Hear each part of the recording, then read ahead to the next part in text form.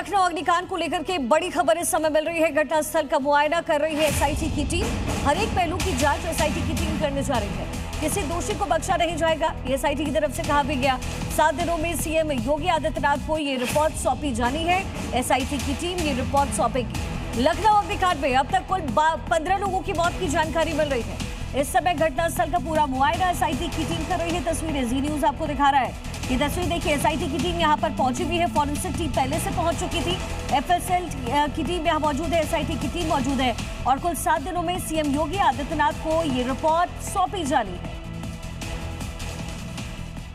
के सभी पहलुओं पर गहराई से जांच करके प्रस्तुत करेंगे और कोई भी चीज ऐसी नहीं होगी जिसको इसमें रह जाए, कोई स्टोन अनटर्न नहीं रहेगा। हम लोग पूरी तरह से जांच करके फिर बताएंगे। तो सर 7 दिन में रिपोर्ट तैयार करने के लिए कहा है। 7 दिन में रिपोर्ट मैंने कहा कि निर्धारित समय में हर आयाम पर हम लोग जांच करेंगे और जांच के पश्चात निश्चित। तो एसआईटी की टीम इस समय यहाँ पर पहुंची हुई है। एफएसएल की टीम भी पहले पहुंची हुई थी। जो प्राइमा फेसी जो रिपोर्ट्स हैं वो अब तक पहुंच चुकी है, लेकिन ये कुल 9 तस्वीरें इस अग्निकांड से जुड़ी हुई है।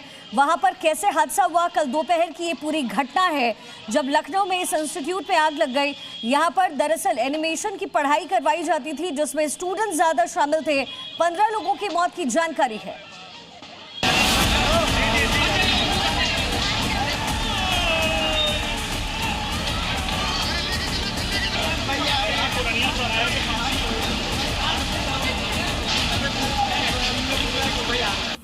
लखनऊ का सेक्टर डी अलीगंज, कल तक जहां बच्चों के सपनों की गूंज थी, वहां आज सिर्फ मातम का सन्नाटा है।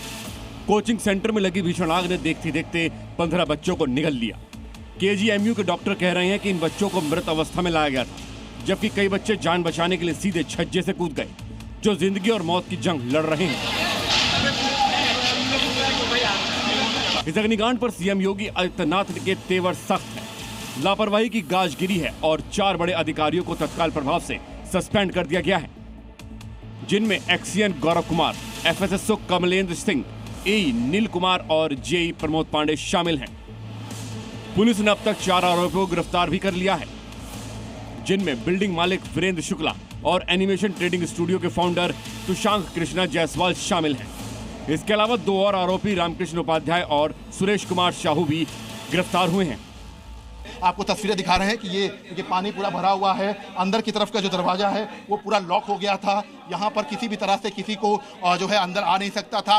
और उसके बाद ये देखिए, ये सामने की तमाम तस्वीरें जो हैं, ये तस्वीरें बहुत खास हैं क्योंकि अग्निकांड के वक्त यहाँ पर जो लोग फंसे थे वो जो है अब इस दुनिया में 15 लोग नहीं हैं। ऐसे में यहाँ पर पूरी तरह से जो है इस अग्निकांड के बाद तमाम जो तस्वीरें हैं वो बता रही हैं कि किस तरह से ये दरवाजे को लॉक किया गया।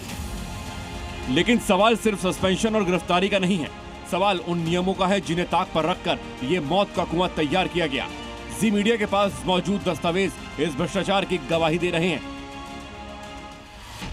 कागजों पर एकल आवासीय यूनिट का शपथ पत्र देखकर नक्शा पास कराया गया। मौके पर बिना कोई सेटबैक छोड़े 100% कवर्ड एरिया में 3 मंजिल और बेसमेंट तैयार किया गया।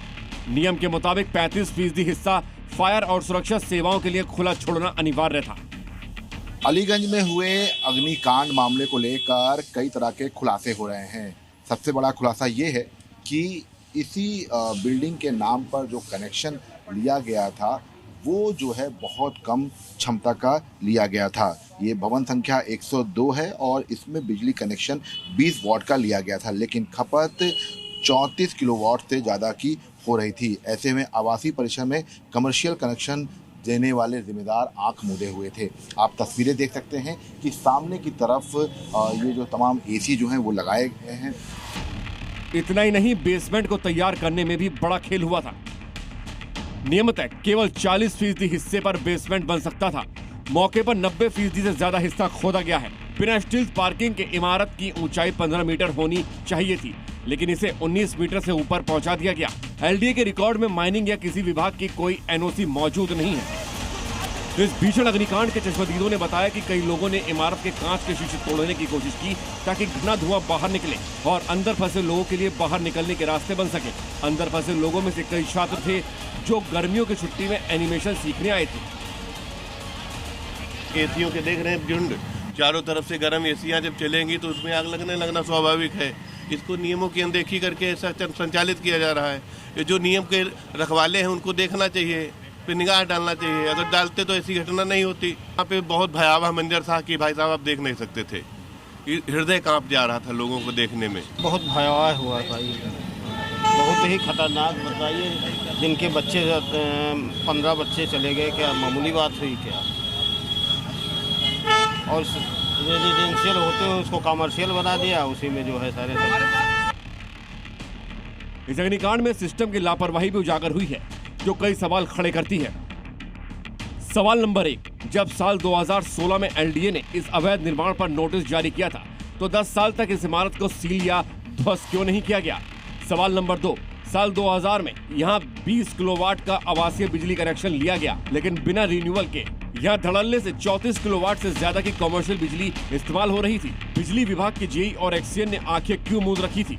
सवाल नंबर 3, रिहायशी इलाके में बिना वेंटिलेशन और बिना सुरक्षा मानकों के पेट क्लिनिक और कोचिंग सेंटर चल रहे थे। नगर निगम और फायर विभाग की टास्क फोर्स क्या सिर्फ हादसे का इंतजार कर रही थी? हर बड़े हादसे के बाद कुछ अधिकारियों को सस्पेंड कर देना और जांच कमेटियों का गठन कर देना एक रस्म बन चुका है। एलडीए ने 5 अधिकारियों की जांच टीम तो बना दी है, लेकिन सवाल ये है कि जब ये अवैध इमारतें बनती हैं तब ये अधिकारी कहाँ होते हैं?